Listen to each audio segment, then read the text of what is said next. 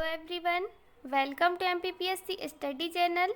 आज के इस वीडियो में हम देखेंगे मध्य प्रदेश में बेतवा नदी, जो कि सभी एग्जाम्स के लिए बहुत ही इम्पॉर्टेंट है। चलिए स्टार्ट करते हैं। मध्य प्रदेश में बेतवा नदी, तो मध्य प्रदेश में बेतवा नदी को बेत्रवती भी कहा जाता है। मध्य प्रदेश में बेतवा नदी को बेत्रवती भी कहा जाता है। क्वेश्चन ये बनेगा कि बेतवा नदी का फेमस नाम क्या है, तो बेतवा नदी का फेमस नाम है बेत्रवती। बेतवा नदी का फेमस नाम है बेत्रवती, जो पुराना नाम भी माना गया है। आगे देखते हैं। मध्य प्रदेश में बेतवा नदी का उद्गम देख लेते हैं।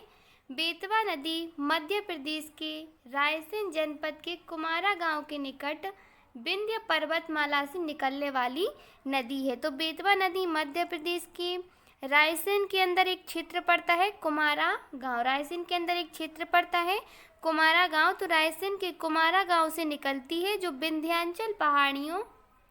विंध्याचल पहाड़ियों में आता है। और रायसेन के कुमारा गांव से होने के बाद ये मध्य प्रदेश से उत्तर प्रदेश के हमीरपुर नगर उत्तर प्रदेश में जाएगी और उत्तर प्रदेश के हमीरपुर जिले के पास जाकर यमुना नदी में मिल जाती है। तो ये उत्तर प्रदेश के हमीरपुर नगर के निकट यमुना नदी में मिल जाती है। तो क्वेश्चन ये पूछा जाता है कि बेतवा नदी किसकी सहायक नदी मानी गई है, तो बेतवा नदी यमुना की सहायक नदी मानी गई है। बेतवा नदी किसकी सहायक नदी मानी गई है? यमुना की। अब मध्य प्रदेश में बहुत ही फेमस एक व्यक्ति है। बेतवा नदी की तुलना पंडित बनारसी दास चतुर्वेदी ने जर्मन की राइन नदी से की है। तो अब मध्य प्रदेश की बहुत ही फेमस एक व्यक्ति है जिनका नाम है पंडित बनारसी दास चतुर्वेदी के द्वारा बेतवा की जो तुलना है ये जर्मन की राइन नदी से की गई है। तो जर्मनी में बहने वाली बहुत ही फेमस है राइन नदी। ठीक है, तो मध्य प्रदेश की किस नदी की तुलना जर्मन की राइन नदी से की गई है? तो आंसर है बेतवा नदी की। और किसके द्वारा की गई है? तो पंडित बनारसी दास चतुर्वेदी जी के द्वारा की गई है। आगे देखते हैं। बेतवा नदी की लंबाई देख लेते हैं। बेतवा नदी की लंबाई है 590 किलोमीटर। बेतवा नदी की लंबाई कितनी है? वो है 590 किलोमीटर है। और इसका जो कवरेज क्षेत्र है लगभग 12,620 वर्ग किलोमीटर है। इसका कवरेज क्षेत्र कितना है? 12,620 वर्ग किलोमीटर। और बेतवा नदी का 232 किलोमीटर हिस्सा मध्य प्रदेश में और बाकी 358 किलोमीटर हिस्सा उत्तर प्रदेश में स्थित है। अब 590 किलोमीटर में से 232 किलोमीटर का जो क्षेत्र है ये मध्य प्रदेश में है और बाकी का जो 358 किलोमीटर का जो क्षेत्र है वो कहाँ पर है? उत्तर प्रदेश में है। तो बेतवा नदी भारत के 2 राज्यों में बहती है, मध्य प्रदेश और उत्तर प्रदेश में। बेतवा नदी मध्य प्रदेश के 2 राज्यों में बहती है। बेतवा नदी मध्य प्रदेश में और उत्तर प्रदेश में। ये बहुत ही इम्पोर्टेंट है।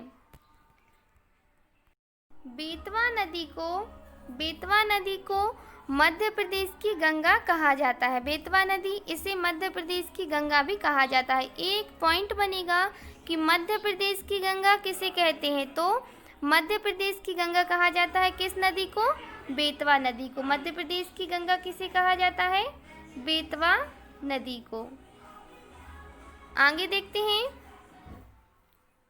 बेतवा नदी के किनारे प्रसिद्ध स्थान देख लेते हैं। बेतवा नदी किनारे प्रसिद्ध स्थानों के बारे में, बेतवा के किनारे जो पहला स्थान देखने वाले वो है सांची। तो सांची में विश्व प्रसिद्ध बौद्ध स्तूप है। सांची विश्व के अंदर सबसे प्रसिद्ध बौद्ध स्तूप है। और सांची की जो खोज है ये दोबारा की गई थी यहाँ पे 1818 में जनरल टेलर की द्वारा। सांची की जो खोज है ये दोबारा की गई थी किसके द्वारा? 1818 में जनरल टेलर के द्वारा। ये बहुत ही ज़्यादा इम्पोर्टेंट पॉइंट बनेगा कि सांची की जो दोबारा खोज थी ये 1818 में जनरल टेलर के द्वारा की गई थी। ये जिस पहाड़ी पर सांची के पुरावशेषों की खोज सर्वप्रथम 1818 में जनरल टेलर ने की थी। और ये जिस पहाड़ी पर है सांची जिस पहाड़ी पर बसा हुआ है उसे कई बार कई नाम दिए गए हैं। तो इसे कांकड़ाए बोट और वोट श्री पर्वत भी कहा जाता है। ये भी बहुत ही इम्पोर्टेंट पॉइंट है। आगे देखते हैं। सांची स्तूप बौद्ध स्मारक 3री शताब्दी ईसा पूर्व में बना था। वर्तमान में जो सांची है ये मध्य प्रदेश के रायसेन जिले में आता है। वर्तमान में जो सांची है ये किस जिले में आता है? मध्य प्रदेश के रायसेन जिले में आता है। और सांची प्रसिद्ध है बौद्ध स्तूपों के लिए। तो सांची के जो बौद्ध स्तूप है इनका निर्माण 3री शताब्दी ईसा पूर्व में करवाया गया। और यहाँ पे जो मुख्य बौद्ध स्तूप है ये इसे सम्राट अशोक के द्वारा बनवाया गया था। यहाँ का मुख्य स्तूप सम्राट अशोक ने 3री शताब्दी ईसा पूर्व में बनवाया था। और 1989 में मोस्ट इम्पॉर्टेंट है 1989 में इसे यूनेस्को के द्वारा विश्व धरोहर स्थल घोषित किया गया। तो मध्य प्रदेश के विश्व धरोहर स्थलों में से एक है हमारा सांची का स्तूप। और 1989 में इसे यूनेस्को के द्वारा विश्व धरोहर स्थल घोषित किया गया। कब? 1989 में। और इम्पॉर्टेंट है कि सांची के अंदर यहाँ पे 2 भिक्षुओं यानी कि 2 बौद्ध जो ऋषि मुनि है यहाँ पे उनकी अवशेष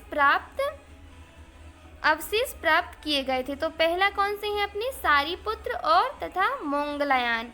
पहले है सारीपुत्र, दूसरा मोंगलायन नामक 2 भिक्षुओं के अस्थि अवशेष प्राप्त हुए थे। कहाँ से? सांची से। देखते हैं राजा राम मंदिर। मध्य प्रदेश में बेतवा के किनारे सबसे फेमस जो पर्यटन स्थल है वो है कहाँ देखने को मिलते हैं?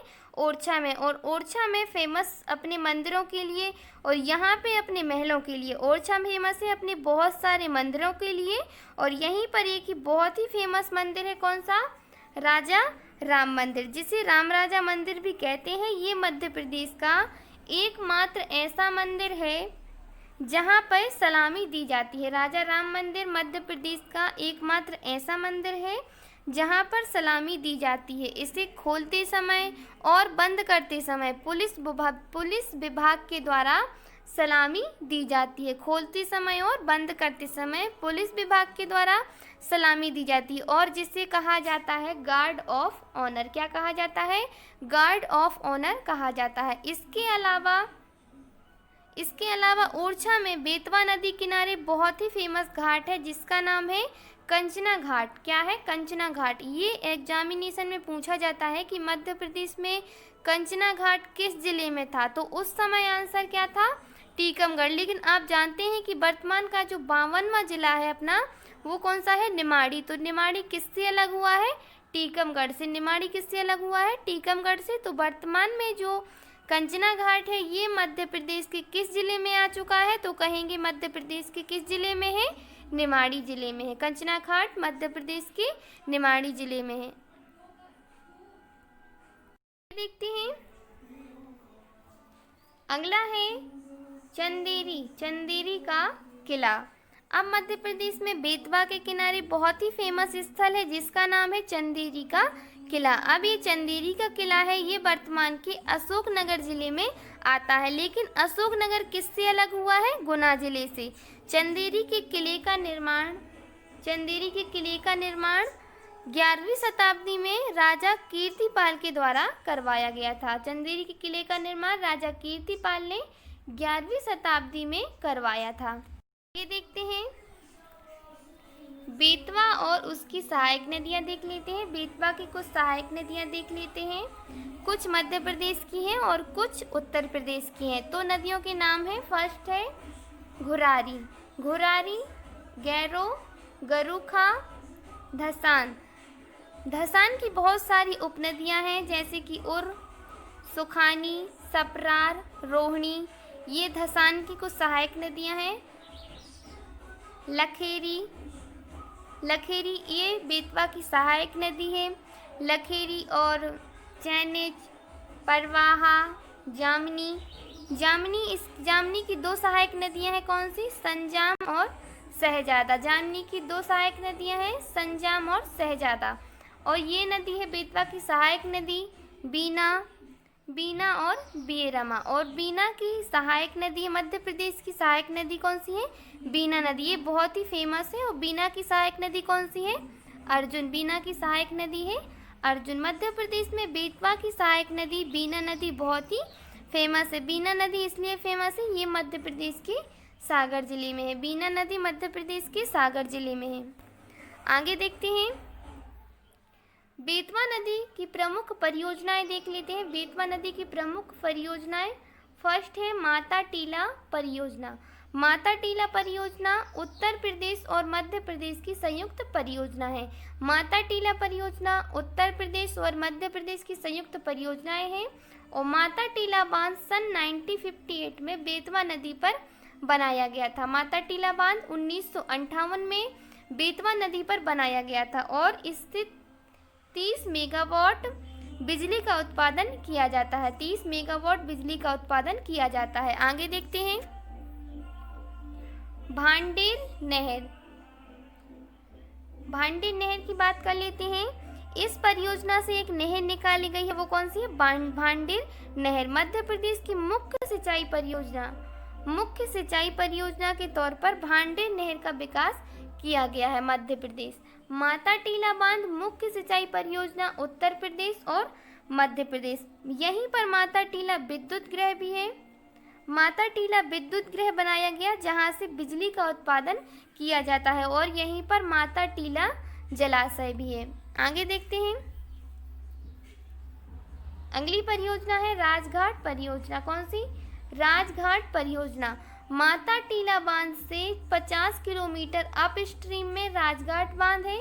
इस आधुनिक 1971 ईस्वी में स्मारक की आधारशिला स्वर्गीय श्रीमती इंदिरा गांधी के द्वारा की गई। इस आधुनिक 1971 ईस्वी में स्मारक की आधारशिला स्वर्गीय श्रीमती इंदिरा गांधी के द्वारा की गई। और ये 1992 में इसका निर्माण कार्य पूरा कर लिया गया। इसकी आधारशिला किसके द्वारा रखी गई?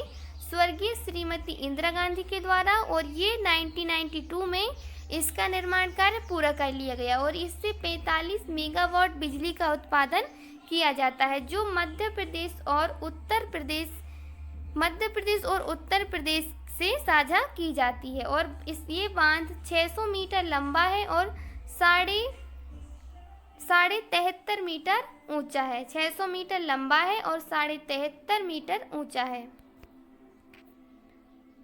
आगे देखते हैं, बेतवा नदी में कुछ मौजूदा प्रमुख परियोजनाएं हैं, ये भी देख लेते हैं। ये भी बहुत ज़्यादा इम्पोर्टेंट है। फर्स्ट है गोविंद सागर बांध। गोविंद सागर बांध बना हुआ है जामनी नदी की एक उपनदी है। कौन सी? शहजाद। तो ये गोविंद सागर बांध उस पर बनाया। सेकंड है शहजाद बांध। शहजाद की एक सहायक नदी कौन सी है? जामनी। तो ये उस पर बनाया गया है। संजाम बांध, जामनी बांध, रोहिणी बांध, बरुआ सागर बांध। ये बेतवा नदी घाटी में कुछ मौजूदा प्रमुख परियोजनाएं हैं, ये भी बहुत ज़्यादा इम्पोर्टेंट है। अगली है सियाओरी झील लखेरी नदी पर, लाचुरा बैराज धसान नदी पर बना हुआ है। पहाड़ी बांध ये भी नदी पर बना हुआ है। भावनरद बांध ये जामनी नदी पर बना हुआ है। केवलरी बांध धसान की सहायक नदी है केवलरी, ये उस पर बना हुआ है। मजगुआ बांध धसान की सहायक नदी गुंची नाला, ये उस पर बना हुआ है। Okay friends,